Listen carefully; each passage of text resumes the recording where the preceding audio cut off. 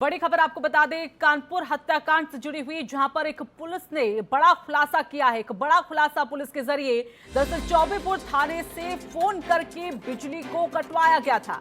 तो बिजली कर्मचारी से जब पूछताछ हुई है तो उस पूछताछ में खुलासा हुआ, जहां बिजली कटवाने के लिए थाने से फोन आया था। अखिलेश नाम के पुलिस वाले ने वहां फोन किया तो जांच में भी चौबेपुर थाने का ही नंबर निकला है। जेई और साथी लाइनमैन को हिरासत में लिया गया था। पुलिस पूछताछ में लाइनमैन ने इस बात का खुलासा किया तो पुलिस के विकास दुबे के घर पहुंचने पर इस बिजली के कनेक्शन को काटा गया था। तो कई अहम जानकारियां एक एक करके अब कानपुर मामले को लेकर सामने आ रही है। थाने से साहब भेजे शिवली थाने से, उसका नाम क्या है लड़के का जो लाइनमैन को पुलिस ले गई है? जो लाइनमैन जिसने बिजली काटी थी परसों, साहब पूछ रहे उसका नाम क्या है? मोनू नाम है। कहाँ रहता है?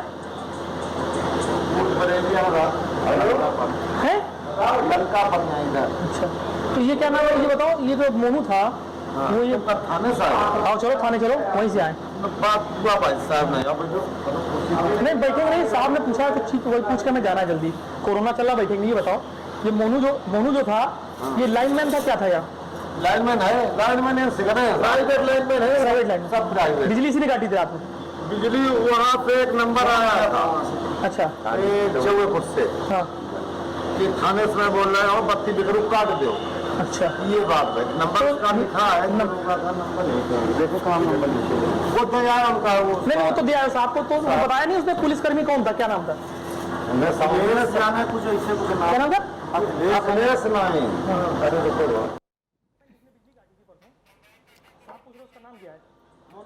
तो ये ऑडियो आपने सुना, किस तरह से जो कर्मचारी हैं वो इस बात को कह रहे हैं।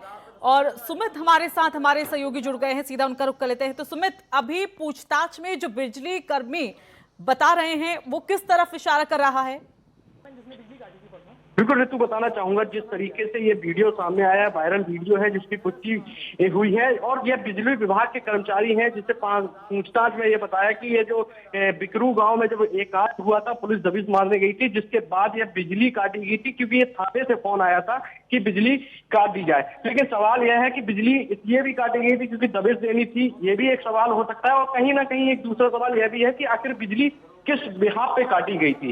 अगर बिजली रहती तो शायद है कि अपराधियों पर भी शिकंजा कस सकता था, और अगर बिजली काटी जी। लेकिन सुमित, ये जो अभी वीडियो सामने दिख रहा है जिसमें सवाल जवाब चल रहे हैं, क्या ये पुलिस के जरिए थे? क्योंकि जानकारी है कि पुलिस से हुई पूछताछ में इस बात का खुलासा हुआ है।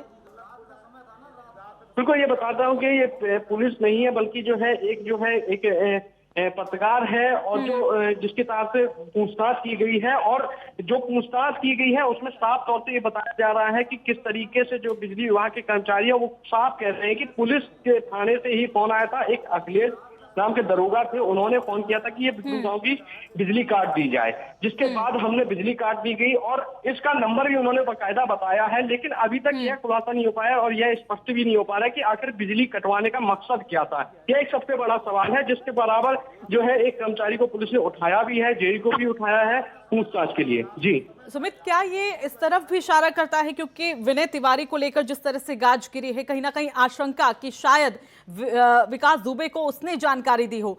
अब अगर बिजली कर्मचारियों के जरिए जो एक और नाम सामने निकल कर आता है, शायद मुखबिर 1 से 2 भी हो सकते हैं या उससे भी ज्यादा, ये इस तरफ इशारा करता? बिल्कुल बिल्कुल ऋतु, ये बात बिल्कुल स्पष्ट है। जैसे पहले चौबेपुर से ही लिंक आ रहे थे कि जो यहाँ पर जो है सूचना दी गई थी अपराधियों को, विनय जो है थानाध्यक्ष, उनका नाम आया था, बराबर उन पे जो है शक किया जा रहा था, जिसके बाद उनको आज निलंबित भी किया गया। और अब जब जिस तरीके से एक रिपोर्टर के जरिए जो पूछताछ की जा रही है उसके में भी एक खुलासा हुआ है बिजली विभाग में कि किस तरीके से बिजली काटी है, तो कहीं ना कहीं और भी नाम धीरे धीरे जुड़ते हुए नजर आ रहे हैं। और कहीं ना कहीं ये एक सबसे बड़ा सवाल है कि कैसे पुलिस के तंत्र फेल होते हुए नजर आ रहे हैं, और आरोपियों के जो अपराधी हैं उनके तंत्र कितने मजबूत हैं, ये एक सबसे बड़ा सवाल है। चलिए, बहुत बहुत धन्यवाद आपका सुमित हमारे साथ जुड़ने के लिए।